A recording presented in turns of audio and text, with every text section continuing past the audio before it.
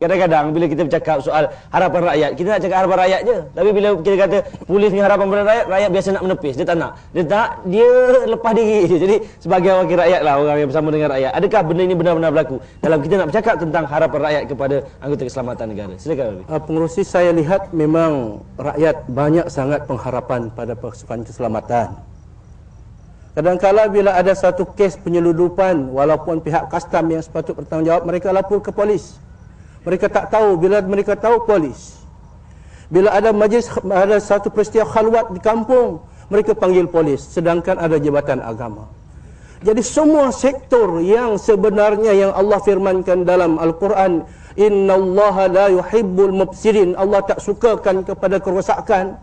Polis telah masuk ke dalam semua corong, ruang dan keadaan dan masa peluang untuk mencegah segala-galanya. Sebab itu saya nampak pasukan keselamatan ini mempunyai satu bentuk tugas yang bertindih-tindih.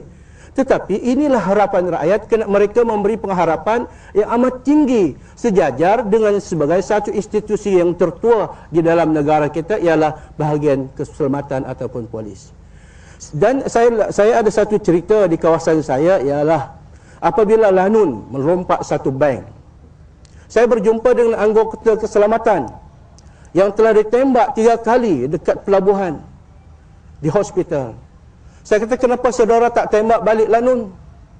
Dia kata, saya bermasalah bila saya ditembak Lanun, saya terjatuh, bila saya nak bangun, orang pun berkumpul dan Lanun pun berselindung.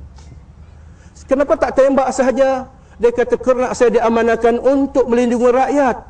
Kalau saya ingin ikut perasaan berdendam, setentunya mengambil selapang dan menembak Lanun yang berdiri di belakang orang awam yang berdiri tadi. Ini adalah satu harapan bagaimanakah pengorbanan seorang anggota keselamatan yang benar-benar mempunyai nilai. Nilai ini bila sebagai seorang Islam ialah nilai-nilai yang sebagai takwa dan iman dalam Islam hadari. Sebab itu bila kita untuk mengaplikasikan ketaatan dan ketakwaan kepada Allah dalam tuntutan Islam hadari, kita hendaklah membangunkan kerat-kerat anggota keselamatan yang beramanah pada diri, pada masyarakat dan pada negara.